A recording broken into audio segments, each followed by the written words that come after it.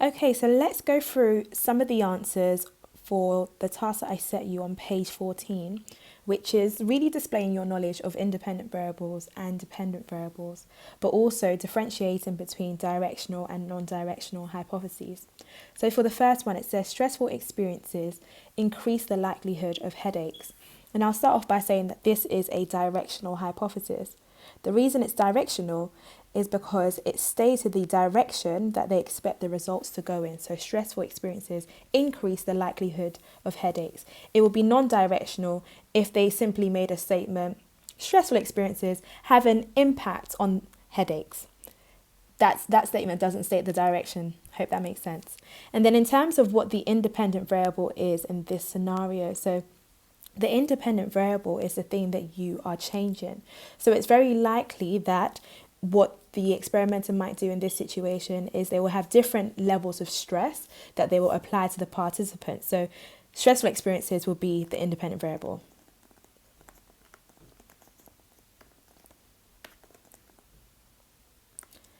And if we had to create two levels, so there'll be low stress versus high stress. And then for our dependent variable, it's the thing that we are measuring. So the likelihood of headaches would be the dependent variable. And the way that they might measure it is they give them a survey asking them the frequency of their headaches. So it might be that one participant says they get 5 headaches under low stress. Another participant says they get 10 headaches under high stress. Yeah, so dependent variable would be likelihood of headaches. And you put measured using a survey. Great stuff. And then for number 8, it says a baby under 9 months of age will not search for a hidden object. A baby under 9 months of age will not search for a hidden object. The fact that they've put here will not search suggests that they are implying a direction that they expect the study to go in. So this is indeed a directional hypothesis. The independent variable is the thing that we are changing. And because they've said a baby under 9 months, we can assume that the thing that would be changed would be age. So they may have babies who are under 9 months, and then they may have babies who are over 9 months. So our independent variable here, quite simply, is age. And the two levels would be under 9 months or over 9 months. And then for our dependent variable, which is the thing that we are measuring, we're measuring whether or not these babies search for a hidden object. So I guess a dependent variable would be the babies or the infant's searching behavior. And perhaps the way that they would measure it is through an observation. Yeah.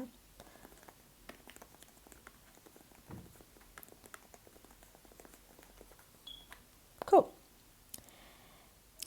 Okay, and for number 9, it says social class affects IQ scores.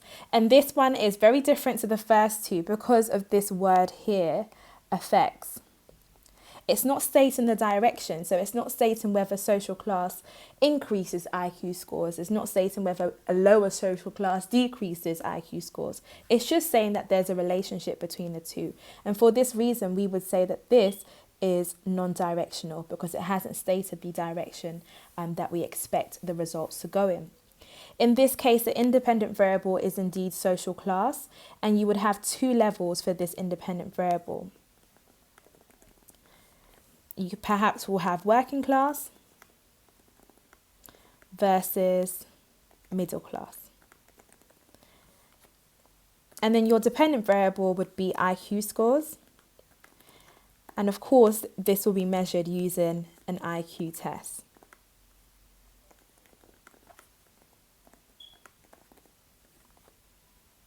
Cool. And then for number 10, it says men drive faster than women. That word faster suggests that there is a direction,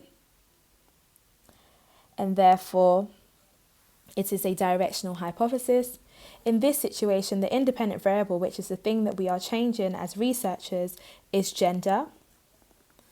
So men versus women. And our dependent variable would be their driving speed.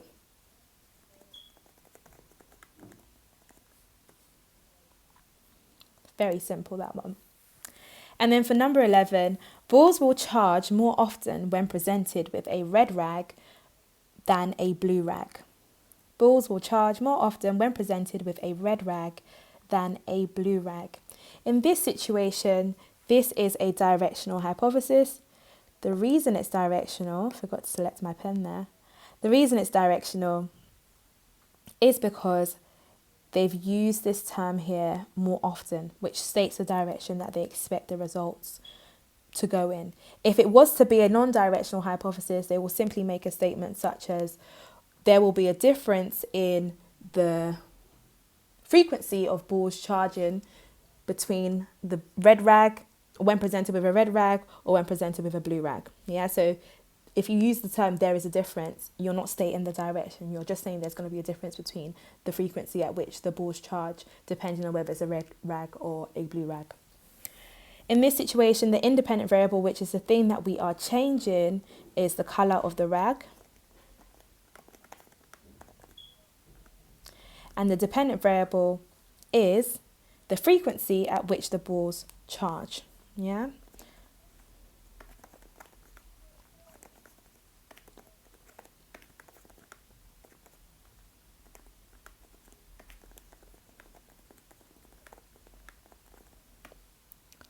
Brilliant. So please go through your answers and make sure that you mark them. You can do the same for the previous one. So use the same methods that I've just used to mark the previous page. For this part of the lesson, I would like you to open up your textbooks to page 178 and 179. And if you don't have a textbook with you at home, I'm going to make this PDF version available to you. I've literally scanned the entire research methods chapter, just in case any of you do not have textbooks at home. So we're going to focus on 178 and 179, like I said, for today's lesson. And we're going to try and keep the lessons reasonable. This is based on the feedback that you kindly gave myself and Miss Smith. So I'm going to try and make sure that the tasks are chunked so that you're not feeling overwhelmed and you're not spending too long per psychology lesson. So the experimental method, the first thing that I want you to do is read through the pages, ensure that all these key terms that we can see listed here, you replicate these key terms in your research methods booklet. Remember, towards the front of your research methods booklet, you have a lovely glossary, a set of pages for your glossary. And this is really important because research methods really is like learning a new language. And it is so much easier if you get to grips with the specialist terminology that are used. So what is the experimental method in psychology? Well, the experimental method is simply the method that psychologists use when conducting research. And every piece of research in psychology starts off with an aim or a set of aims. And the aims simply is a statement of what the researchers intend to find out in a research study. So it could be the aim of this research is to explore the difference in intelligence between men and women. Yeah, so that's simply the aim. That's how we state the aims of research. And then a hypothesis is different to aims because a hypothesis states what you expect the outcome of your research to be. So it's a precise and testable statement about the relationship between the variables that you are exploring in your piece of research. We always come across independent variables and dependent variables in research. So independent variables, we know that it's a thing that we change, and dependent variables is a thing that we measure. These variables have to be operationalized. And this is super, super key because most students, they are very able to suggest, oh yeah, this can be a variable, this can be a variable. But operationalization is where they miss the mark. So to operationalize is to ensure that your variables are in a form that can be easily tested. So if I say that I'm going to measure intelligence, intelligence itself is a variable. But to operationalize it is to state how I intend to make intelligence measurable. And it could be that I say, it's going to be the score that the participant gets out of 50 on a standardized intelligence questionnaire or intelligence test. Yeah. Other examples of how we might have to operationalize is if we say, oh, we want to look at the differences between men and women in their emotional strength. Well, emotional strength is a variable, but how do you measure it? How can you operationalize emotional strength? And you as a researcher will need to come up with that. So that's what we mean by operationalize. And I know that as you go through these key terms and you pop them into your glossary, hopefully it'll begin to make a little bit more sense. Every piece of research in psychology has to go through a standardized procedure. And the standardized procedure consists of consideration of ethical issues, so ensuring that all your participants receive informed consent. And that is when the participants are made aware of the aims of the research and they're made aware of the expectations that will be placed upon them as participants of your research. It means that your research is standardized, ensuring that every single participant that decides to partake in your study receives the same experience, unless you have decided to split your participants into group and give one group a particular experience, another group a particular experience in order to observe differences. And this is where we come into the term experiment. So when we talk about experiments in psychology, it is a research method where causal conclusions can be drawn because an independent variable has been deliberately manipulated to observe the causal effect on the dependent variable. And it's in this situation where you would perhaps have two groups of participants and you put them in different conditions, different situations, in order to observe whether the difference that you've made, so the influence of your independent variable, whether it's caused a difference between these two groups in the measure of the dependent variable. So it could be that I give one group of students a list of words to learn and recall in a very quiet environment, and I give another group of students a list of words to recall and learn in a very noisy environment. I'm changing the noise level. So the independent variable is noise levels. The dependent variable is going to be their score on their recall of those list of words. And let's say it's out of 10. Yeah. And it's an experiment because I'm looking at the causal relationship between noise and their ability to recall. So hopefully that example makes sense for you all. Like I mentioned, we have to consider ethical issues. And when we do cover ethical issues, I'm going to give you a nice acronym, which I use to remember ethical issues. There are a range of ethical issues in psychology, and you've come across them in social influence and, of course, in attachment and in memory as well. But it's important for all psychologists to consider ethical issues and also political issues, because it might be that your piece of research raises some political queries. And we can probably see that in our present situation where politics and science are intertwining. Debriefing is part of ethical issues, and this is where your participants are told about the true aims of your research, and they're also provided with additional support if they need it. So a good example would be a Milgram study where the participants were deceived about the purpose of the study. So they were told that it was a study on the effect of punishment on learning, but in actual fact it was a study on obedience. So debriefing is simply telling the participants of the true nature of the study and to restore them to a state that they were in at the start of the study. And finally, for extraneous variables, you can see the word extra just there. And extraneous variables, I like to think of these variables as additional variables, extra variables that may influence your study.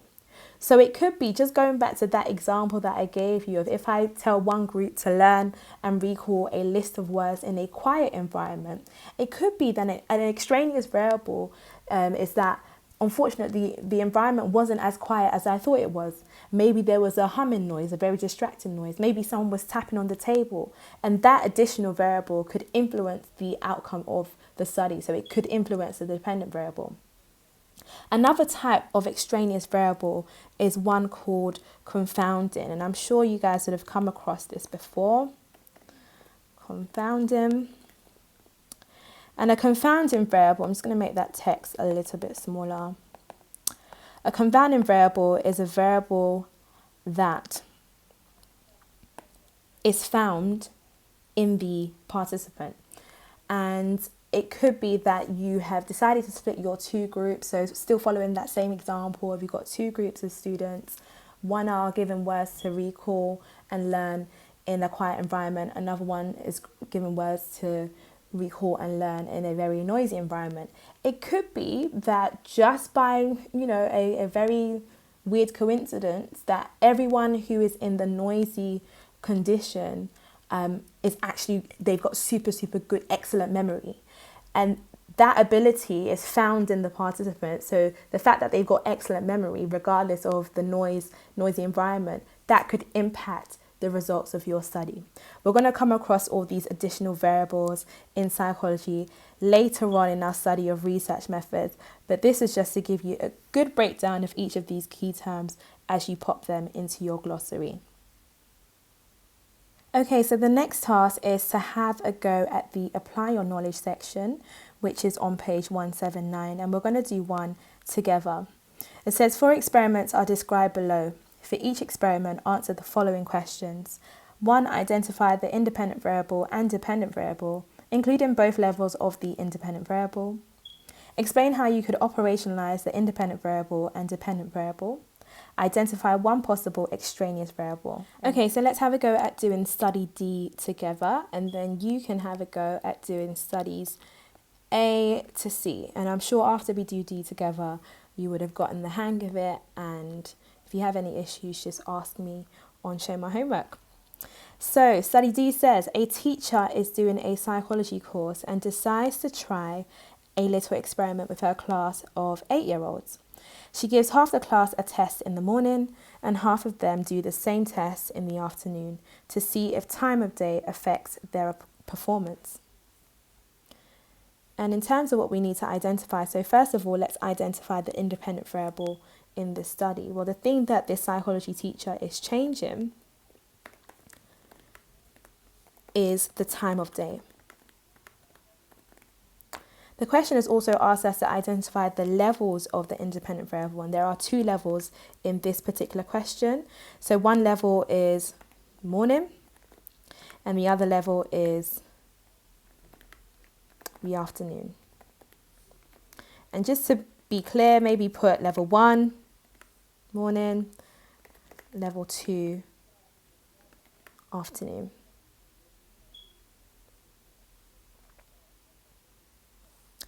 The dependent variable is the thing that the researcher is measuring. And in study D, it looks like she is measuring the student's performance on a test. Yeah. So we've got here performance on the same test. So don't know why it just zoomed out. Let's do this properly. For our dependent variable, performance on a test. Part 2 says explain how you could operationalize the independent variable and the dependent variable. Well, for the independent variable, you can operationalize the morning by saying that it has to be any time before, let's say 11:59 a.m. So we'll put morning between 8 a.m. and 11:59 a.m. And then for the afternoon, let's keep it simple. Remember, it's a school day, so it should be from 12 p.m. to, let's say, 3 p.m. Our dependent variable, their performance on the test, well, we can simply say that they're being provided with a standard test for 8-year-olds. What year are 8-year-olds in? I think maybe year 4. So maybe let's say a year 4 English test. English test with a score with a maximum score of 100. And therefore, your dependent variable will be the student's score on this test out of 100. And then finally, it says identify one possible extraneous variable. So that is a variable that may interfere with the results of your study. In this particular study, you could have multiple extraneous variables. It could be, like I provided the example in terms of confounding variables, that when you split the two groups, one group has a naturally higher ability in English and therefore it will conflate the results. It could be that unfortunately one group of students or a particular student doesn't have a very lovely meal at lunchtime and therefore that affects the results of the study. It could be that of the 8-year-olds, you might have a few who English is not their first language, and that in itself affects the results. Yeah. So for the extraneous variable that could conflate the study or could influence the dependent variable, you would simply note down any that apply to the studies that you are doing for study A, B, and C. So for this one, I'm going to go with one group of students may have a naturally higher ability in English.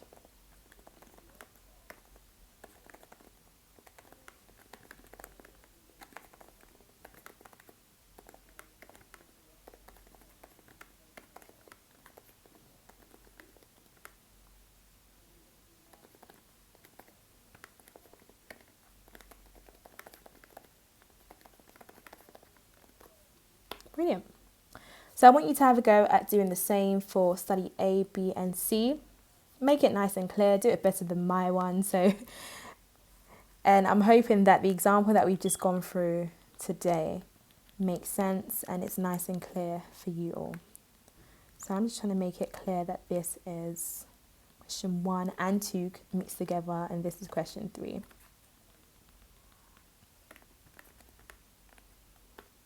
Brilliant.